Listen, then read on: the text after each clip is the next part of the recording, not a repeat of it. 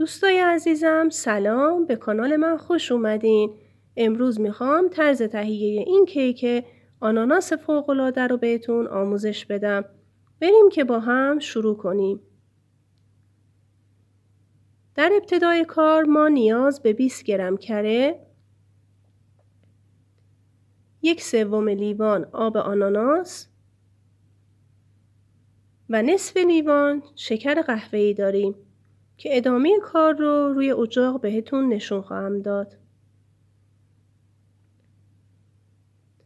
داخل مایتابتون کره و شکر قهوه‌ای رو بریزین و یه خورده همش بزنین.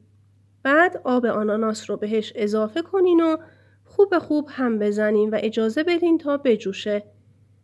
در حین جوشیدن مدام همش بزنین و اجازه بدین مایه‌تون غلیظ و کاراملی بشه. وقتی مایه‌تون آماده شد بذارین یه کناری تا خنک بشه.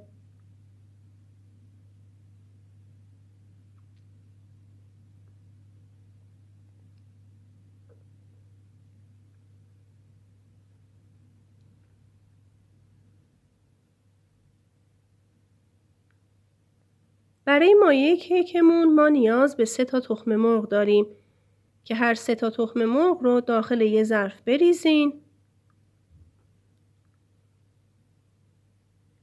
و به اندازه یه قاشق مرباخوری وانیل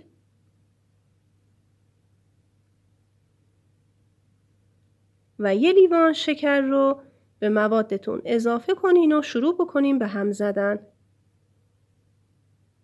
به عنوان پیمانه من از لیوانای فرانسه دسته‌دار استفاده کردم.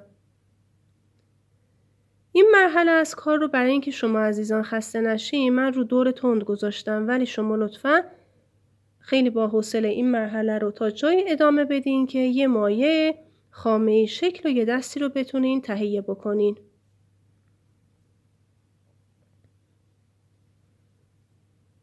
در ادامه نصف لیوان روغن مایع و 1 لیوان شیر رو به موادتون اضافه کنین و یه دور کوچولو هم بزنین.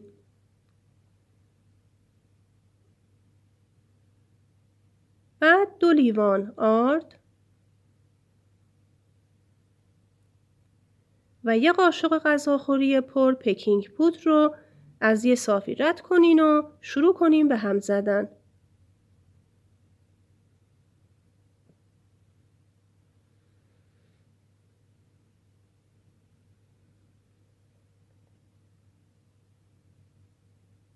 تو این مرحله از کار هم لطفاً عجله نکنین و به هم زدنتون ادامه بدین و حتی موادی که به کنارهای ظرفتون چسبیده رو به کمک همزن به موادتون اضافه کنین و یه مایع یه دست و صافی رو تهیه بکنین.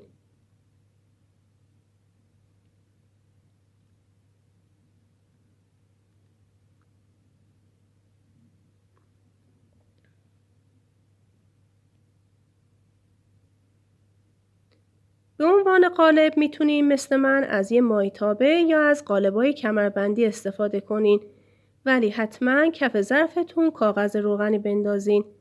بعد سوسی رو که آماده کرده بودیم روی کاغذ روغنی بریزین و به همه جای کاغذ روغنی پخش کنین.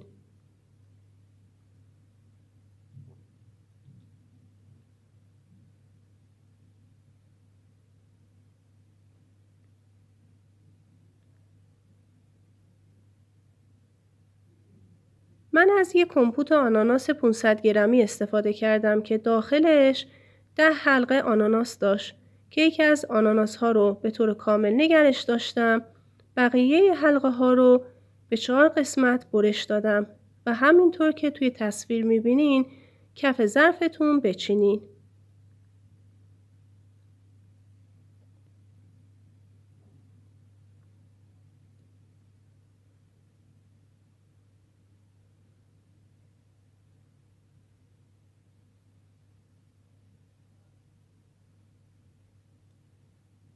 فقط 3 تیکه کوچولو از آناناسمون موند.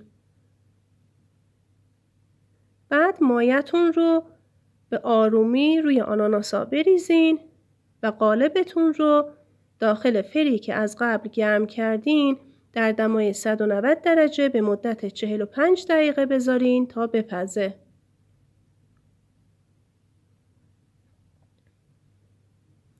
کیک ما پخته و آماده است و یک کیک فوق‌العاده و عالی رو تونستیم با همدیگه بپزیم. حالا میخوام کیکم رو از قالب در بیارم و برش گردونم رو ظرفی که مورد نظرمه. فقط همینطور که میبینین کیکم خیلی داغه و قالبم داغ و این کار رو خیلی به سختی دارم انجام میدم.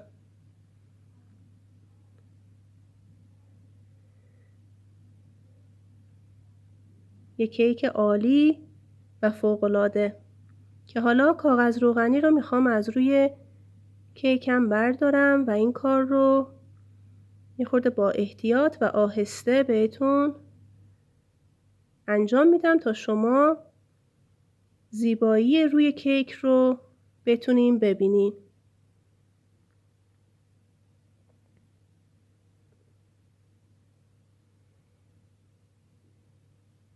قشنگی این کیک رو میبینین؟ این کیک یکی از کیک های مورد علاقه بچه های منه که به شما هم توصیه میکنم برای یه بارم که شده این کیک رو امتحان بکنین.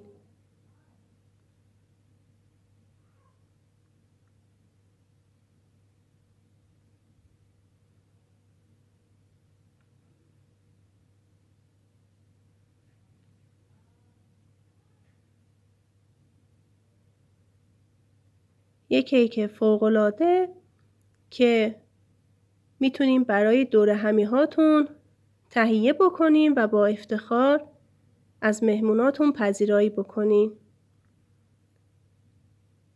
حالا میخوام بافت داخلی کیک رو بهتون نشون بدم.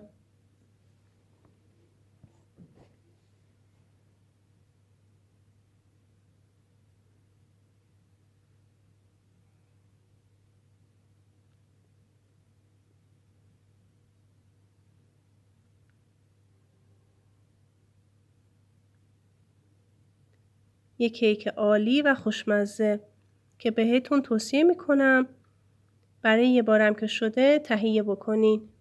حالا میخوایم بافت داخلی کیک رو ببینیم. واقعا زیباست و علاوه بر زیبا بودن خیلی هم خوشمزه است.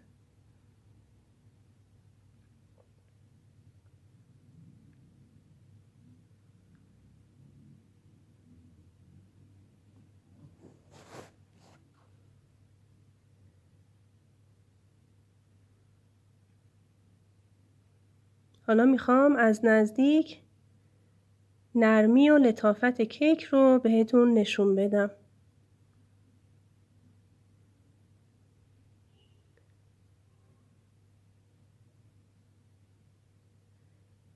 اگه از این ویدیو خوشتون اومد و پسندیدین لطفاً لایک و سابسکرایب یادتون نره و حتما به دوستانتون هم معرفی و پیشنهاد کنین. ممنون که این ویدیو رو تماشا کردین. به امید دیدار. خدا نگهدارتون.